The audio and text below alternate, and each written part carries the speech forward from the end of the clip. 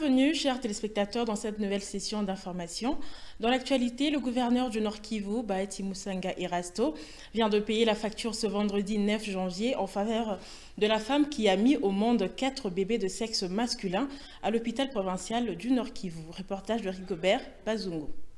Le gouverneur du Nord Kivu, Bahati Musanga Erasto, se réjouit de l'accouchement de quadruplé par une maman démunie à l'hôpital provincial de référence du Nord Kivu. Le chef de l'exécutif provincial du Nord Kivu a décidé de payer la facture de l'hôpital car ces 4 bébés garçons étaient nés d'abord prématurés. C'était lors de sa visite effectuée ce vendredi 9 janvier, accompagné du directeur de cabinet adjoint, du maire de Goma et de la bourgmestre de la commune de Goma. Sur place, l'autorité provinciale a suivi attentivement les explications fournies par le médecin directeur de l'hôpital qui avait à ses côtés le chef de division provinciale de la santé au Nord Kivu. Tunafurahi kuona mama mwenye alizala watoto 4. Ndio furaha yenye tufikisha hapa, tuone huyu mama, tuone etat de santé yake, tuone etat de santé ya watoto, ndio yenye ilikuwa ilituleta. Na gouvernement provincial itafanya nini? Talipa facture.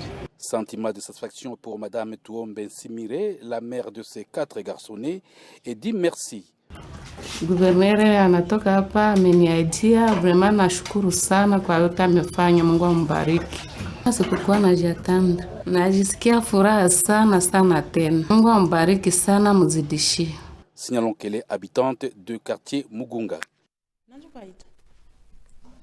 L'administrateur du territoire de Nyiragongo a échangé ce vendredi 9 janvier avec les responsables des agences de voyage œuvrant dans les territoires lors d'une réunion stratégique tenue à Kibumba. Cette rencontre était axée sur le renforcement de la sécurité et la lutte contre l'infiltration dans cette entité frontalière de la ville de Goma. Suivez ce reportage. Une décision ensemble signé DC police nyewote mtaenda mkihisi sasa.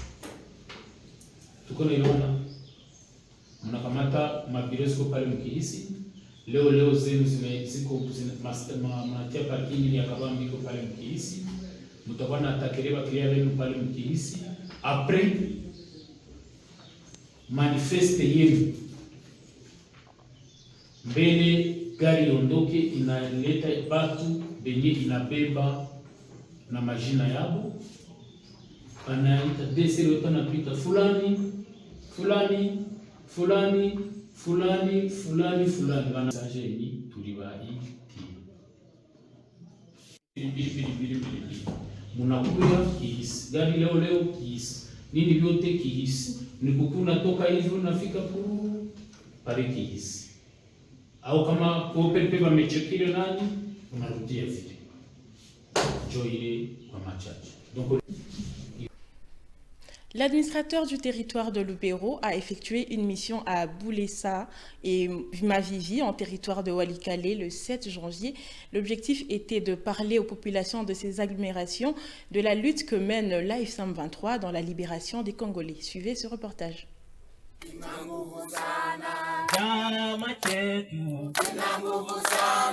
Première sortie officielle de l'administrateur du territoire de Lubero pour cette année 2026. Les localités de Bouleusa en territoire de Walikale et Miriki dans le Lubero ont vécu une sensibilisation sur le bon voisinage, le vivre ensemble et la lutte contre la haine tribale. À Bouleusa d'abord, Katembo Isevisi Abraham est revenu sur la lutte que mène l'AFC M23 et que toute la population doit s'approprier.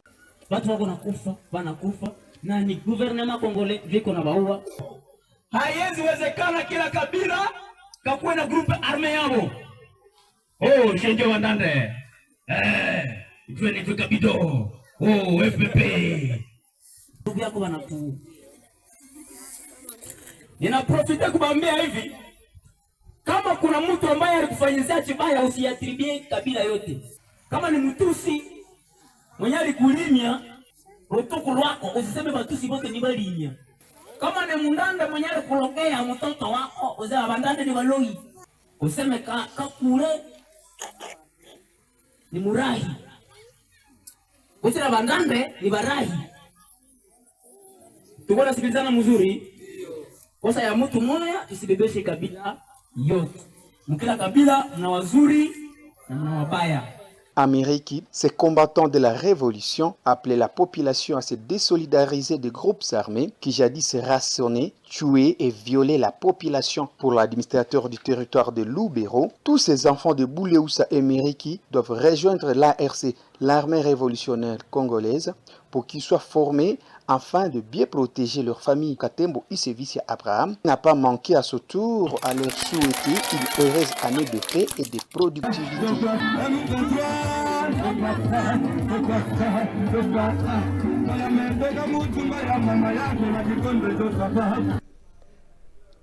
Et dans le reste de l'actualité, le mois Mimité So2 Gauthier a consacré la journée de ce vendredi 9 janvier à des audiences dans les buts d'échanger avec sa population. Dans ce contexte, leaders locaux, cadres des bases et notables sont venus tour à tour présenter au Mwami les problèmes auxquels ils font face. Regardez. Un jour après son installation, le Mwami Kalinda Mité So2 Gauthier a consacré la journée de ce vendredi 9 janvier 2026 à des audiences dans le but d'échanger avec sa population. Leaders locaux, cadres des bases et notables sont venus tour à tour présenter au Mwami les problèmes auxquels ils font face. Ils ont été marqués par le sens d'écoute du Mwami Kalinda Mité So2 Gauthier. Tunapokea makushu zote za population, tuko natuletea malalamiko yao na tuko tunazisikiliza na tutazifikisha kwa ngazi za juu, sababu ndio kazi tunapaswa kufanya. Hakuna mtu mwenye tutatoa nafasi yake, kila mtu aendelee kutumika pa nafasi yake. Kwa sasa hii tuko Bweremana, lakini tutazunguruka entite yote, sheferi yote tutazunguruka. Na kesho d'ailleurs tutatoka Bweremana mpaka Sake jua kuangalia salongo kisipi inapitika na kupatia watu vifaa kidogo kidogo kuwasaidia kwa kazi ya kila samedi ya salon. Donc mtu asidanganywe ya kwamba sababu alitumika na mtu fulani kusema ya kwamba atatoshewa mkazi. Hakuna mtu atatoshewa mkazi yake. Le Mwami Kalinda Mité So2 Gauthier a rassuré ses interlocuteurs de sa volonté de travailler pour l'intérêt général et de servir toute la population sans distinction. Itabidi kila asubuhi wakati kazi inaanzaka, kila mtu akuwe mkazi yake pa nafasi yake na afanye kazi. Ile tu. Watu wasitafute kujitia mavitu mkichwa kutakuwa discrimination, kutakuwa watu wanatolewa mkazi. Hapana. Ce début effectif du travail intervient après son investiture coutumière intervenue le mercredi 7 janvier 2026 à Bweremana, chef-lieu de la chefferie de Baoundé. Les taxes d'assainissement est fixée à $2 américains, soit 5 000 francs et non 6 000 francs congolais. Cette déclaration est du chef de quartier Mabanga Sud, Jonathan Ndazi, après concertation avec les services attitrés. Suivez. Tulipe assainissement $2 par mois par ménage. $2. Tulipe ile $2 sababu ile $2 ndio yenye iko na contrepartie ya kubeba uchafu. Leo to iko yenye tuko nalipisha leo iko 2500 francs. Donc c'est-à-dire leo mu quartier na mu commune yote mtu akilipa analipa 5000 francs. Haiko tena 6000 francs parce que to ilishaka shuka. Na tuliongea na kordo wa ashap, tulikuwa na reunion pamoja na cadre de base. Donc to haiko tena ile ya 3000 francs pana. Nikusema leo mtu lazima alipe mto yenye iko adapte kusiku ya leo. Quartier Mabanga Sud siku yetu ni mercredi. Mtu asitoshe buchafu kunyumba kama haiko mercredi. Mercredi ndio siku ya evacuation, inaomba uchafu inatoka na iko na bebewa. Na ikienea deja a partir ya 15h usilete tena uchafu. Parce que kama gari imemaliza evacuation na 14h, wewe unaleta tena kasake kako kamoya, unakia ka deposer kwenye wameevacuer. Bon, croyez-vous que mtu anaweza tosha gari Mugunga kwenye alienda mwanga uchafu, alete camion mzima jikie beba tena kale kasake kamoya. Donc population tu changer mentalité. Buchafu kama tuko nao besoin ni asubuhi. Mele buchafu kwanza aleta partir ya 11h, ile buchafu ni buchafu ya kuambrie watu. Na kila mmoja aelewe kama buchafu ni kuileta asubuhi, kamio saa itapita ibebe buchafu yote une fois pour toutes. Ikimaliza kubeba buchafu kusipatikane tena ingine buchafu yenyewe natiliwa pale. Inquiet par la baisse drastique des transfusions sanguines du Nord Kivu, CPTS en sigle, des dizaines d'élèves stagiaires de la ville de Goma ont décidé de passer à l'action entre sensibilisation et engagement personnel. Ces jeunes veulent redonner de l'espoir aux malades. Suivez. Depuis le début de l'année 2026, les couloirs du Centre provincial de transfusion sanguine CPTS vibrent d'une énergie particulière. Le centre accueille actuellement un effectif important d'élèves stagiaires venus des établissements secondaires de la ville de Goma. Ces jeunes issus des classes de 2e, 3e et 4e année des humanités, nouveaux systèmes, sont en pleine immersion professionnelle au sein des différents services techniques.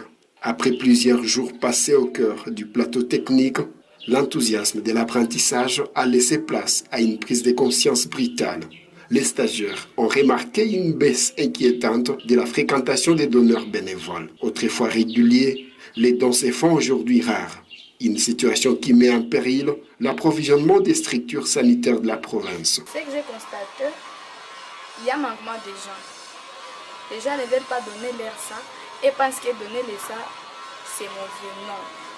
Donner le sang, c'est bien pour sauver la vie des autres personnes. Je vois qu'il y a la diminution des sang, il y a les gens qui mettent... Ce que j'ai constaté comme problème est qu'il n'y a pas vraiment assez de gens qui viennent donner du sang.